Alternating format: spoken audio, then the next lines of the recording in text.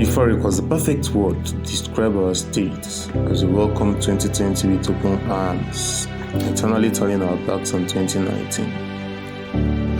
A blanket of affectionate optimism clothed the globe, conspicuously evident via the scribbling of New Year resolutions, prayers and supplications, as well as celebrations put up by some.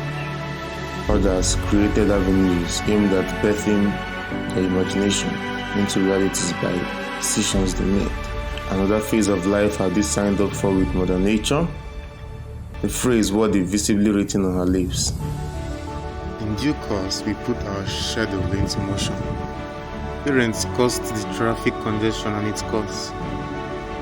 Others complained of the undue punishment meted out to them by the sun.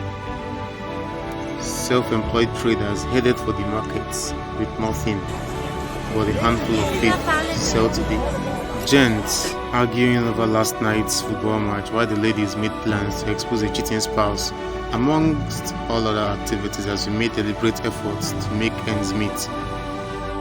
Night fell without breaking and we retired home to either the tranquil chaos of our loved ones or to the cozy comfort of our beds. All this could be summed up in 3 words: life was good. When it sprouted, the sun had long set, hence to their roosts, the world deeply asleep.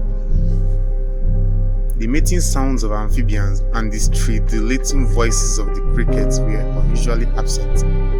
Darkness followed suit, entertaining its community with an ear-splitting silence.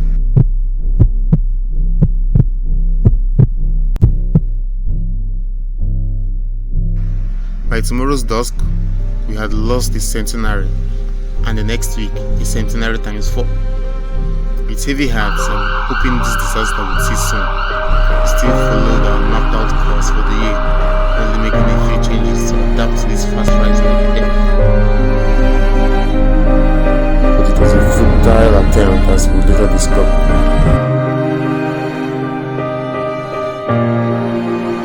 The next month, the death toll had marched onto tens of thousands. The world was on one side of a chessboard, fully checkmated by its ruthless movement, and we were officially out of moves. This epidemic had swiftly transformed into a pandemic, transmuting our songs of celebration into countless requiems. It had created a blind spot, blindsiding our vision and blindfolding us like captives, while sailing us across the oceans of betrayal. Indeed, we had been betrayed. 2019 gifted us a COVID-19 present, and the more we unboxed, the more we were boxed in coffins. Confirmed cases deteriorating into confirmed deaths. On this chessboard, our pawns, knights, bishops had been eliminated, and our queen mortally wounded. The most heroic order our king could give was to flee. And flee did we. Locked up in our homes, we have become prisoners in the bosom of liberty.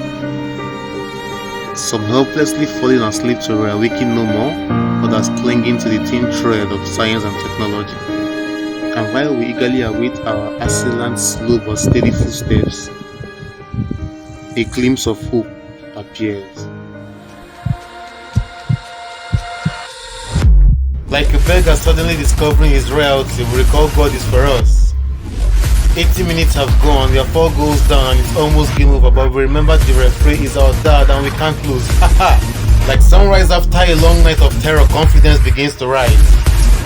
We are now within our enemy's grasp, but we pay no attention to it, nor the tunes of death accompanying it.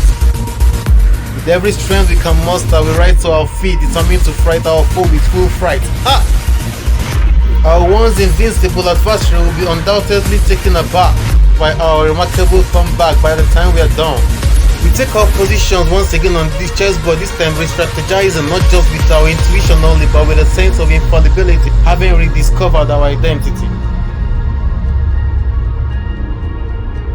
We pray, we stay safe, we overcome.